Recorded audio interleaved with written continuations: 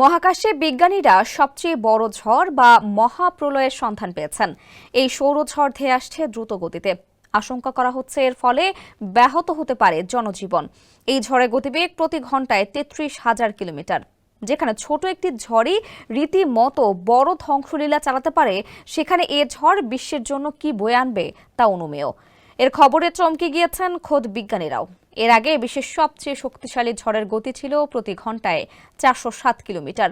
জ্যোতির্বিদদের শনাক্ত করা সৌরজগতের আউটার প্ল্যানেটে সুপারসোনিক জেট স্ট্রিমটি হল WASP-127b গ্রহ, যা পৃথিবী থেকে প্রায় ৫০০ আলোকবর্ষ দূরে রয়েছে। এটা মূলত দৈত্যাকার গ্যাসীয় একটি গ্রহ, যার আকার বৃহস্পতি গ্রহের তুলনায় কিছুটা বড়, কিন্তু এর ভর খুবই কম। মহাকাশে এটাই সবচেয়ে দ্রুত বা তীব্র হাওয়া। এই দৈত্যাকার গ্রহটি আবিষ্কার হয়েছিল ২০১৬ সালে। এ গ্রহের নিরক্ষরেখায় শক্তিশালী একটি ঝড়ের বিশালাকার বলয় বিরাজ করে।